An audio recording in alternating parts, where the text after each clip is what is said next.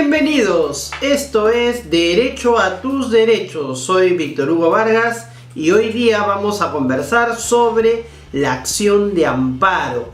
Siempre escuchamos, hay que presentar una acción de amparo, presenta la acción de amparo, pero no sabemos muy bien qué es la acción de amparo. Hoy día te lo voy a explicar muy fácil.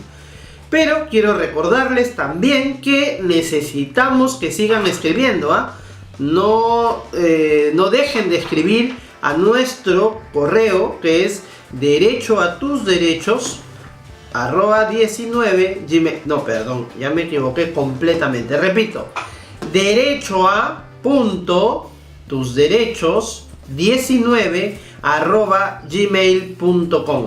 Ahí estaremos recibiendo todos sus mensajes, estaremos recibiendo sus opiniones, sus críticas, sus comentarios a cómo vamos en nuestros programas, qué les gusta, qué no les ha gustado, qué quieren que los temas que se traten. Así que ya les quiero anunciar también, aprovecho, a nuestros amigos de Cajamarca, por ejemplo, que nos están pidiendo que hagamos un programa sobre estafa. Lo vamos a hacer, lo estamos ya organizando, así que muy pronto a toda nuestra legión de televidentes en Cajamarca y en todo el Perú les estaremos hablando acerca de lo que es la estafa y todo lo que involucra ese tipo de delitos, cómo se sanciona, cómo se configura, las penas que se imponen, etcétera. Ya eso viene dentro de poco. Pero hoy día quiero, además de agradecer al equipo de producción que hace posible ese programa, a Juan Araujo, a Tana Rojas, a Pietro Hurtado, a Ricardo Palma y a todos nuestros amigos que hacen que estemos en el aire con este programa día a día. Quiero agradecerles infinitamente por ese esfuerzo que le ponen para que sea posible. Y en especial un agradecimiento a todos ustedes que nos siguen, que nos dan like en nuestro Facebook, que comentan en el Twitter, porque si no el programa no podría salir de la manera como ustedes lo están recibiendo semana a semana. Bien, muchas gracias. Y bueno, para entrar en materia quiero contarles que en el Perú desde el siglo pasado ya existían mecanismos para la protección de nuestros derechos fundamentales.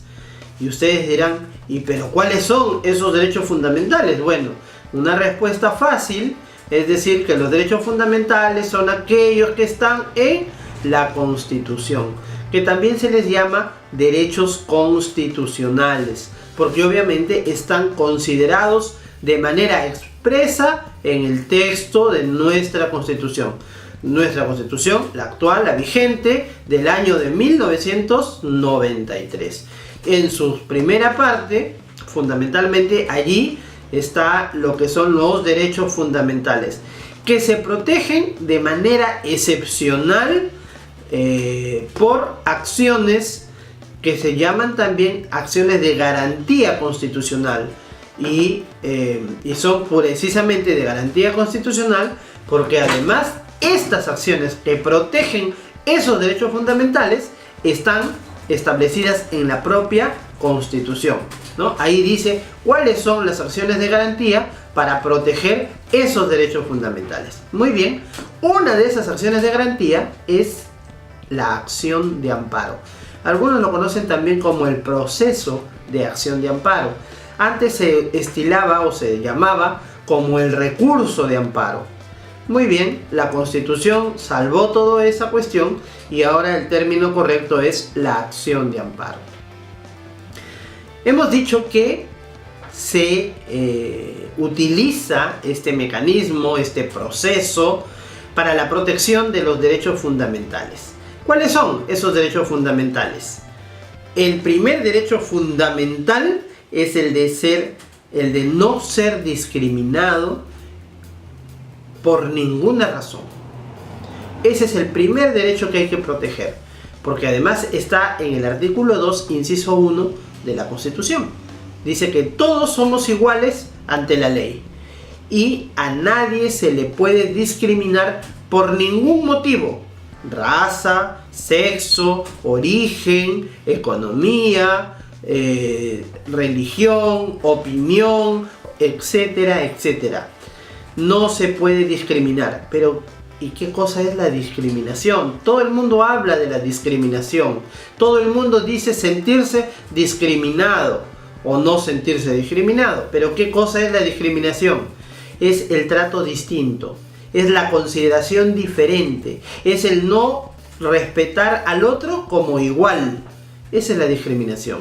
Y obviamente, cuando esa discriminación es negativa, está afectando ¿a qué? A la dignidad de la persona. Y cuando afecta a la dignidad de la persona, estamos vulnerando este derecho constitucional que es fundamental para todos. Entonces, ahí es donde entra la protección de este derecho fundamental con la acción de amparo. ¿Y por qué con la acción de amparo? Porque al vulnerarse un derecho tan importante, tan esencial como el de la igualdad y la no discriminación, necesitamos de un mecanismo rápido, eficaz de protección. Y la acción de amparo es eso.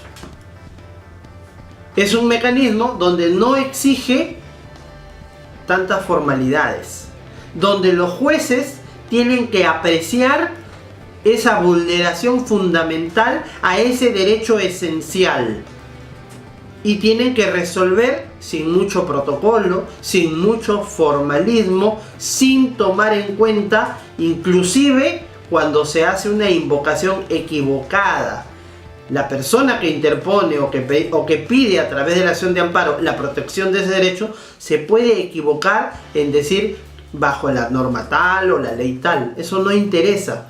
Al juez lo que le interesa en sí es que si se ha vulnerado o no el derecho fundamental, para que pueda amparar, para que pueda proteger, para que pueda dictar una resolución protegiendo a esa persona en la vulneración de ese derecho fundamental. Pero no solamente se trata de ese derecho de la no discriminación, sino también el Código Procesal Constitucional, que es la norma donde se regula todo esto, establece a 25 rubros, 25 tipos de derechos fundamentales que pueden ser protegidos con la acción de amparo. Y miren, esos 25 derechos fundamentales, que son los mismos que están también contenidos en el artículo 2 de nuestra Constitución, tratan de todos los aspectos esencialísimos de la persona humana. Por ejemplo, el libre tránsito.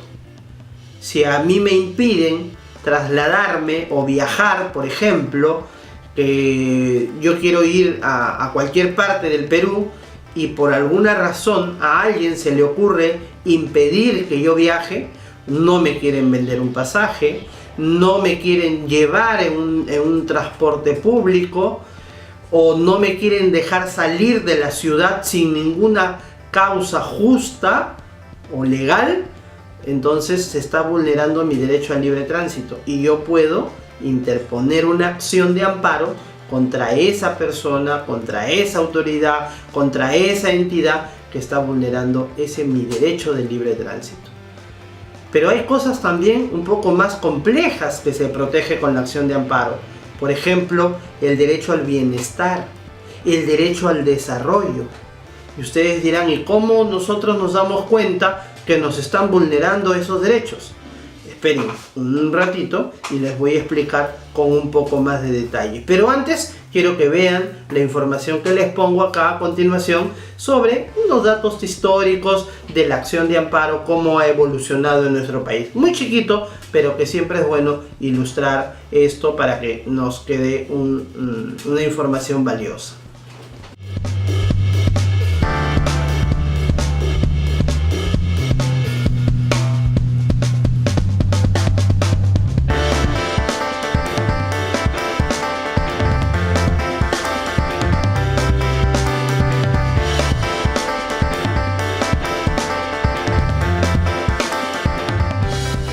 Bien, como ya nos dimos cuenta entonces, la acción de amparo es un mecanismo que lo hemos utilizado en el Perú desde el siglo pasado para la protección de esos derechos fundamentales, con sus variantes, con sus particularidades, pero es un derecho también que pertenece al sistema de lo que es el sistema de derechos humanos, ¿no? Está reconocido como un mecanismo muy rápido y eficaz de protección de los derechos humanos. Entonces, entrando en materia, diremos que en nuestro país existe el Código Procesal Constitucional, dado en mayo del 2004 y vigente desde diciembre del 2004, que establece ya el desarrollo, cómo aplicar la acción de amparo en el Perú, que está considerada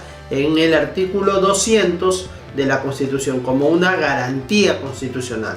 Entonces, la acción de amparo sirve para proteger los derechos fundamentales que el código establece del 1 al 25. Son 25 rubros de los derechos que el código señala que pueden ser protegidos como la acción de amparo. ¿Y cómo se hace? La acción de amparo se concreta a través de una demanda o de un escrito o una solicitud que tiene la forma de una demanda, que cumple con ciertos requisitos de la demanda y se presenta ante el juzgado constitucional. Eso en aquellos distritos judiciales donde existe como especialidad los jueces constitucionales. Por ejemplo, en Lima, que tenemos 4 distritos judiciales en la Gran Lima, solamente tenemos jueces constitucionales en el distrito judicial de Lima Centro. En Lima Sur, en Lima Norte, no tenemos juez constitucional. Y como en el resto del país, no hay juzgados constitucionales. Entonces, ¿ante quién se presenta? Se presenta ante el juez especializado civil. Entonces, una demanda de amparo se presenta ante un juez especializado civil, o en los distritos donde hay jueces constitucionales, se presenta ante el juzgado constitucional. Presentada la demanda ante el juez constitucional o civil, este la va a calificar. ¿Qué quiere decir eso? Que va a evaluar si ha cumplido o no con los requisitos que establece la ley. Básicamente son requisitos de forma y de fondo.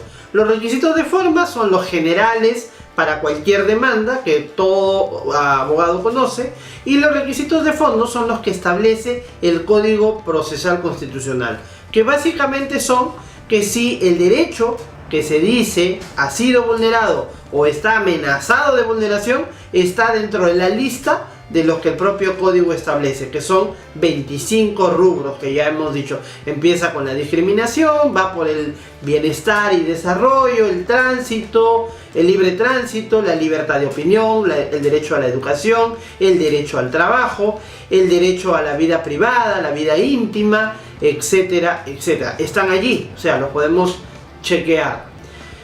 Una vez que se ha cumplido con esa calificación, el juez va a dar una resolución donde dice: admítase a trámite la demanda.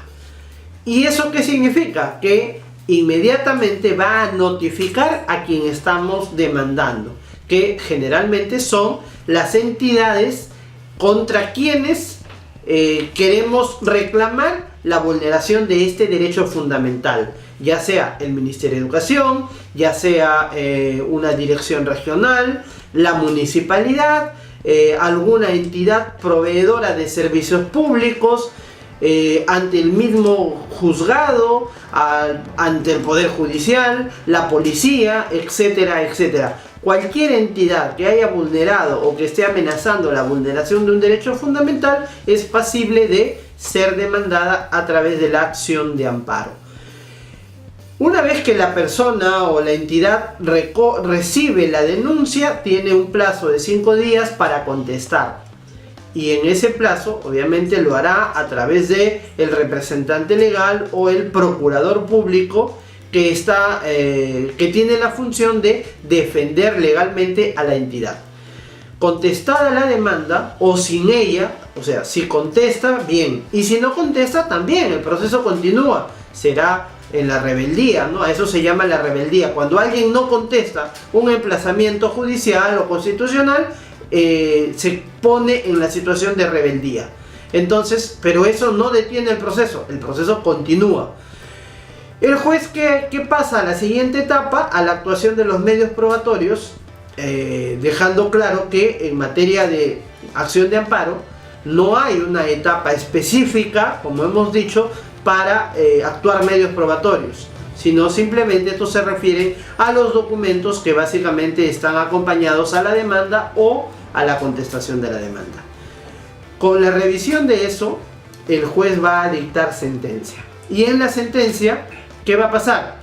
Puede el juez decir que nos da la razón completamente en todo lo que hemos pedido en nuestra demanda, o nos da la razón parcialmente. O la tercera alternativa es que no nos da la razón.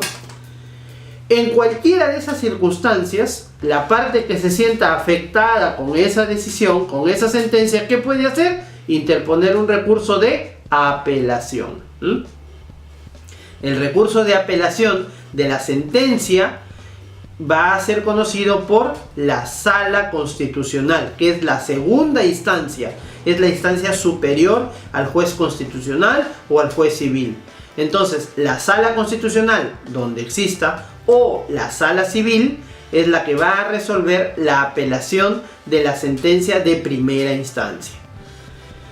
Para que resuelva la Sala, podrá escuchar a las partes a través de lo que se llama el informe oral. Una fecha específica nos cita a las partes, cada quien va a través de sus abogados, hace una exposición con el resumen del caso y su posición, y sobre eso la sala va a emitir un fallo. Ese fallo puede ser recurrido ante el Tribunal de Garantías, ante el Tribunal Constitucional. Recién ahí nuestra acción de amparo va a pasar en última instancia al Tribunal Constitucional. Y este Tribunal Constitucional, conformado por 7 magistrados, es el que con escuchar nuevamente a las partes en un resumen, en un alegato, donde expone cada quien sus razones, el Tribunal Constitucional va a resolver si se ha cometido agravio o no dentro del proceso que se ha ventilado sobre el derecho que se ha vulnerado. Y es allí donde se emite una sentencia, que es la que ya se publica en el Diario Oficial del Peruano, sobre la acción de amparo. Esa es la última instancia. Después de eso no hay más. Internamente en nuestro sistema jurídico, ahí termina la acción de amparo. Sin embargo, si las partes no estuvieran de acuerdo, sobre todo la parte demandante, si no estuviera de acuerdo con el fallo en última instancia, todavía podría recurrir en ciertos casos ante la Corte Interamericana de Derechos Humanos, apelando a que se ha vulnerado algún artículo del Pacto de San José. Si el derecho vulnerado o el derecho que se ha reclamado también coincide con uno de los derechos que protege el Pacto Internacional, el Pacto de San José, podríamos recurrir ante la Corte Interamericana de Derechos Humanos para que revise si efectivamente se ha vulnerado o no el derecho, si hemos tenido un proceso adecuado, justo, y eso, bueno, va a tardar un tiempo para que la Corte resuelva sobre esa vulneración. Y recién allí, con el pronunciamiento de la Corte, se agotaría todo el camino constitucional y de derechos humanos que se tendría para corregir o para evitar o para enmendar la vulneración de un derecho constitucionalmente protegido. Entonces, con eso las personas pues recorren un largo camino, a pesar de que se dice que este proceso es eficaz, es célere y todo, pero eso es lo correcto. Ahora, un detalle: iniciado un proceso constitucional, también se puede presentar una medida cautelar, la solicitud de una medida cautelar, que es un subproceso dentro del proceso principal, donde yo puedo pedir que provisionalmente, hasta que termine de resolverse el proceso principal, se dicten algunas medidas para salvaguardar mi derecho. Por ejemplo, si hablamos del derecho al trabajo, yo puedo pedir provisionalmente que no se ejecute el despido o que se suspenda el pago o el cobro de alguna obligación. Por ejemplo, si es que se tratara de cuestiones tributarias, de cuestiones impositivas que la administración pública está tratando de imponer. Y así en muchos aspectos se puede pedir que de manera cautelar el derecho sea protegido hasta que termine el proceso, ¿no? Eso se llama las medidas cautelares, que es un subproceso dentro del proceso principal. Muy bien, yo creo que todavía han quedado algunas preguntas y algunas dudas, y los invito por eso a que nos escriban a derechoa.tusderechos19@gmail.com y nos sigan en las redes sociales, que allí también podemos dar respuesta a sus preguntas, a sus inquietudes sobre este y sobre los otros temas. El tiempo nuevamente nos sigue ganando. Es inexorable el paso del reloj y los segundos. Yo les tengo que agradecer la paciencia y de haber llegado hasta aquí, y agradecer también al equipo de producción, y nos vemos la próxima semana. Y no se olviden que aquí en Derecho a tus Derechos, hecha la ley, no hay trampa. Muchas gracias.